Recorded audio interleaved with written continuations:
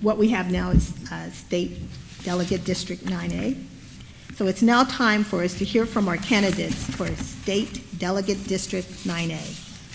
Ms. Trent Kitteman, Ms. Jenny Zing. Yes. Dr. Cho Wu. Yes. Ms. Natalie Ziegler. These four candidates are running for 2 open seats. We will begin with a 30-second opening statement, starting with Ms. Kittelman. Thank you. And thank you for holding this. The league always does a great job in getting us the opportunity to talk to people. My name is Trent Kittelman, and I have been a legislator for the last 8 years. I hope to continue doing it because it is one of the most important things I do.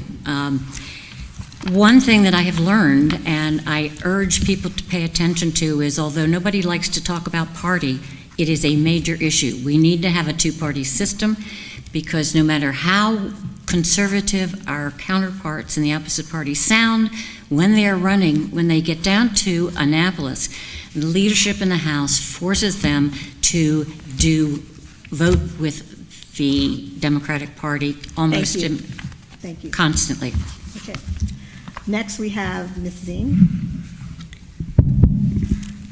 Good afternoon. I'm Dr. Jenny Zeng. I came to the U.S. 22 years ago for my PhD degree in astrophysics and to start a new life. I was so excited to have the freedom to embark on my American dream. I'm first Asian American woman being one of the nominees to represent the Republican Party in Maryland and run for the state delegate in District 9A. It is time to restore our community in the post-pandemic era. It's time to restore the balanced governance. Thank you. Thank you, Ms. Zing. Dr. Wu.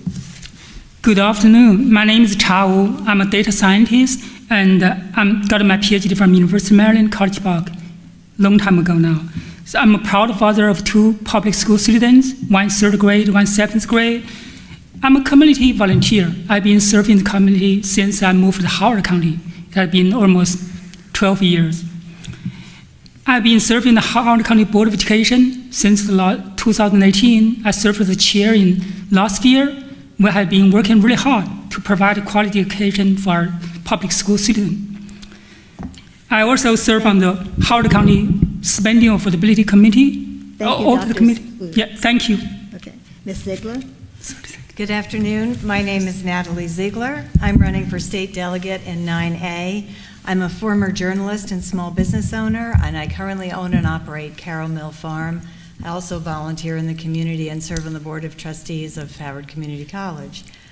With just 30 seconds, I'll point you to my website, nataliefordelegate.com, which has a lot more about my issues and biography. And thank you so much to the League for holding this forum. I really appreciate it. Okay, I want to thank each of you for your remarks. Now we will move on to the question part of our forum. If you would like to respond, please raise your hand so that I can call on you in the order in which you are seen. You will have 1 minute for each response. The timekeeper will let you know when you have 15 seconds remaining and when the time is up. Our first question is, what are your budget priorities, specifically given the implementation of the new congressional amendment which authorizes the General Assembly, when balancing the budget, to increase, diminish, or add items as long as the budget does not exceed the total proposed budget submitted by the government? Ms. Ziegler. My biggest priority, and it is a big one in terms of dollars, is the blueprint for Maryland's future. One of the pieces of it that I'm most excited about is early childhood education. I think it's something that could really transform our education system, along with a lot more money for teachers and all school personnel. I'm worried that we're just not going to have any teachers. So many of them seem to be retiring and quitting. And I'm very concerned about the learning loss that's taken place because of COVID. So that's a place where I believe, are really going to have to put some money, and not just money, but effort and research. We're going to really need to measure outcomes. Thank you. Oh, sorry, that wasn't the end of my time. I'll figure it out. Ms. Kittleman? Thank you. I currently serve on the Appropriations Committee, and if I continue on that committee in the next term, that is an issue that will be very, very interesting. I don't know whether it will be as interesting as it might depending upon who wins the governorship, but it will make a big difference because the legislature is a supermajority, and with the ability to change money around in the budget, they are going to be able to do almost anything that they want to do, and I wish it weren't so. My concern is overspending on things that we do not get benefit for, and among those is what we spend on things like Kerwin. It's a great idea. It has some wonderful features, but it is not going to make the kind of change that we need to have.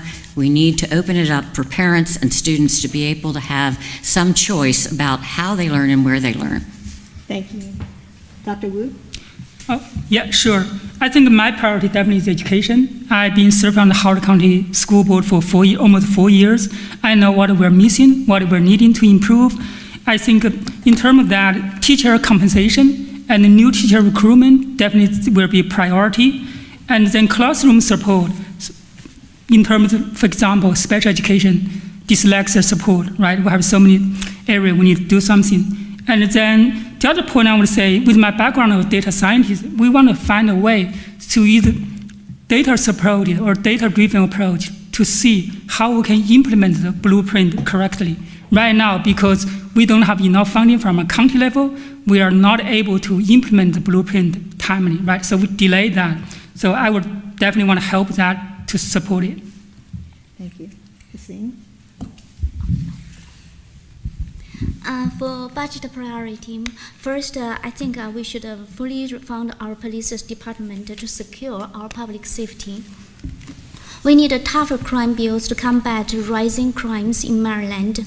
We should have tougher penalties for those repeated offenders, those who have illegal gun possession, and those who commit violent crimes. Maryland also passed several bills for police accountability, including removing the Police Bill of Rights to remove certain political legal protection. Second is to fund our education system and provide incentives to teachers for their excellent jobs. We need a bill to improve accountability in our public education system and provide school choices to parents and students in failing schools. We need a bill to clarify the funding resource of current blueprint mandates between the state, help small businesses, and strike community economy. And now, our next question. What measures would you support at the state level to ensure that additional affordable housing units are created throughout the county? Ms. Ziegler. One of the things that I certainly benefit from personally and that I love in our district is that we have preserved thousands of acres in Howard County. And the same is true in Montgomery County. A third of the county is in the agricultural reserve. The unfortunate side of that is that it has driven up the cost of land dramatically. And I think that even though that was a good thing to do, we need to take account of that. And I would support some state subsidies for housing, and particularly the kind of subsidies that allow low-income families to buy housing. I'm not particularly in favor of low-income rental housing. I think we need to create opportunities for that intergenerational wealth building. And other cities have done this very successfully. There are a number of different grants and ways of financing mortgages. Thank you. Dr. Wu. Okay. I think I know this topic since I served on Columbia Association Board. We talk about affordable housing in Columbia.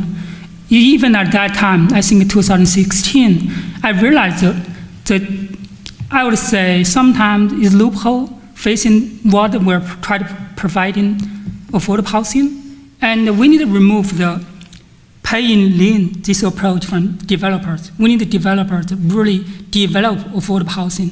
Instead, we're giving them incentive, either TIF or some other tax benefit. Eventually, they provide very little, sometimes almost nothing affordable housing at all. And that's the problem we're facing. We need to, on the policy level, do it right. And because that will really overcrowd everything and then get people disappointed. They say, why affordable housing policy is not working? Because from the start, the policy has a loophole. We need to stop that loophole and provide real affordable housing to the community. Thank you. Ms. Zing? Okay. House is a right of everyone, and affordable housing is a right to the most vulnerable of our society. We should have an affordable housing development, but more importantly, we should have balanced housing development so that our public infrastructure, roads, schools, hospitals, fire stations, and police departments are well funded, and our environment, our precious farmland are fully protected, and our school will not be radically restricted. Thank you. Thank you. Mr. Sigler? I mean, Kittleman. That's okay. My fault. Excuse me. This is a question that the League of Women Voters has asked us every year that we've come and spoken, and there still isn't an answer. Some of the things that I think and say may be a little bit controversial, but I don't believe there is such a thing as affordable housing. What we're looking for is a way to create housing. It's a matter of priorities. We have to spend money to have housing, and it's a matter of deciding we are going to do it and how we are going to get the money to do it. I think that would be a better term. And one other issue that I bring up just for discussion is in Howard County, as in most counties, we have enormous number of regulations, all of which are for the safety of the people who live in those homes. I have to ask, if we really have people who have no home at all, is there a way to streamline some of those requirements so that we can build housing that they can afford? Thank you, Ms. Kittleman. Okay. Next, how will you advocate to the state to address issues like food insecurity, increased needs for the mental health support, and other crisis services? Ms. Ziegler.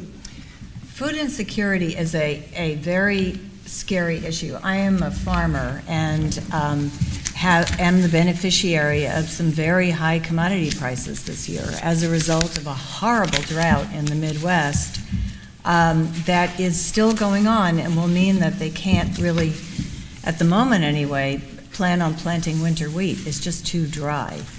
So that is going to hit us next year in addition to the war in Ukraine. I do really worry about food insecurity. Howard Community College has a food pantry. An enormous number of the students here are food insecure. We are just going to have to donate more money to our food banks in order to make sure that people have enough to eat. It's shocking, as Dan Newberger was saying, in one of the wealthiest counties in the country. But that is the situation here. It's going to get worse. Thank you. So I will start. Actually, you raise your hand. Okay, Mr. Wood, Okay. Dr. Wood. Okay, so I would say this is a very serious problem we're facing. Even in Howard County, right, we have 20% of students who are facing food insecurity. But at the same time, actually, HCPSS is doing everything we can provide food support for the family. I think in general, we really provide everything we're able to do to support our families who have food insecurity. At the same time, I think we should do much more to really provide that basic support for the families, include food, housing, healthcare. That's something we should be able to do. Just how to do it, that's the problem we're facing. Are we able to do it? I think we should be able to do it, but we need to do it right. And I'm going to support that, really provide that support for families who are in need. Thank you. Ms. Kittleman. One of the things that bothers me a bit, and I've heard the gentleman who was on the school board panel, there are there's a tremendous number of people who go hungry. And I don't doubt that is true, but what I would like to know is who they are and how that happens, because we do provide an enormous number of options for people, and I'm a member of Rotary, and Rotary works very hard to do a lot of charitable organizations. Maryland Food Bank and the Howard County Food Bank do another great deal of it. And there's a report that is put out by the state called Public Benefits. I can't remember the rest of it, but it quantifies the benefits that the state provides for people with a lower income. And it looks on paper as though we are taking care of the problem. I think we need to be a whole lot clearer on how we are delivering services and what we need to do to supplement them. Okay, thank you, Ms. Kittleman. Ms. Zing? Food security could refer to the availability of food to the general public, and particularly the vulnerables. There is no food shortage issues in the United States so far. However, we can do a better job to improve the quality of food in terms of nutrition and improve the access to quality food. Also, for the mental issue, we should appropriately have more fund to address mental health issues, but we also need accountability to ensure we are spending funds smartly and effectively to help the most vulnerable. Thank you. Thank you. Our final question, what efforts will you make to support voter inclusion? How will you promote a more fully inclusive democratic process? Ms. Ziegler. Well, I must say, when I was standing at the polls at early voting before the primary, I can't tell you the number of voters I saw walking by, clutching their League of Women Voters voter guide. So that is one of the things that is really important, and that is getting the word out to people. And the League does an amazing job with that. That said, I still think we need to make it easier. I'm a big proponent of mail-in voting, of drop boxes that are easily accessible and obviously also monitored. We need to have secure elections. But I would love to see a national holiday on Election Day. It's shocking how few Americans exercise their right to vote. And I think we need to get really proactive about ensuring that people do. Thank you. Dr. Wu. I echo what Natalie said. I really said, congratulate League of Women Voters doing your great job. People are looking for your flyers, try to find information about the candidate. For me, I would say it's really the voting rate is a problem. So definitely there's some maybe difficulty in terms of trying to vote, but the major problem is the voting rate. If people are not interested in the candidate, they're not interested really make the voice, or they find difficulty, find their voice heard. That's the problem we're facing, either from the candidate or from the system. How do we really motivate people come out to vote, have their voice heard, and then they trust what they heard, and then eventually that will really help the voting and the results, and improve the governance of the society. Thank you. Ms. Kittleman. Just as an aside, I think that one of the reasons people don't vote is because they're happy and satisfied with their government and their lives. If you look at countries where voting is restricted, you will get much higher percentages. That said, I do agree that we should have access, everyone should have access to vote.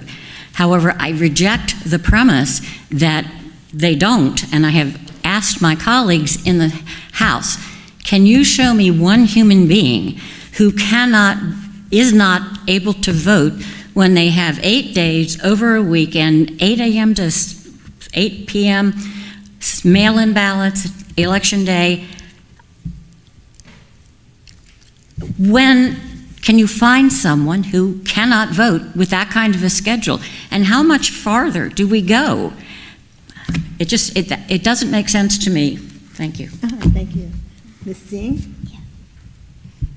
So, to answer Delegate Trent Kittleman's question, we should improve voter accessibility and government transparency.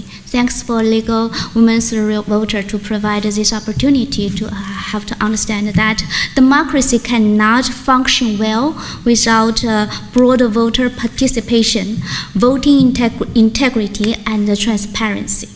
Voter accessibility and voting integrity do not have to contradict each other. In fact, they can and should complement each other to ensure a well-functioning democracy. We should encourage voter registration and also ensure transparency through election judges and polling observers, etc., to let all voters have confidence in our voting system. Thank you. Thank you. Thank you all for your responses. We will now allow each 30 seconds for a closing statement. We're going to begin with Ms. Kittleman. I always get to go first. Thank you, and thank you to the League for giving us this opportunity. I thoroughly enjoy it. A bit of background, I'm an attorney. I have not practiced because I am in the legislature. And what I would say is if you want to know anything about anything I've ever said or done, my website, trentkittleman.com, has every newsletter I've written. I write one every week during session for the last 7 years, so I have opined on about every issue there is, and I encourage you to look at it if you want to find out. Thank you. Thanks for Legal Women's Voters Organization. And first time I got the invitation, I registered as a LWV's member. And I'm the first generation immigrant, and I'm proud to be the first Asian American woman nominee representing the Republican Party in Maryland to restore our community, restore balanced governance, restore excellence in education, improve public safety, promote small businesses, and to reduce taxes for retirees and veterans and protect our farmland. Thank you.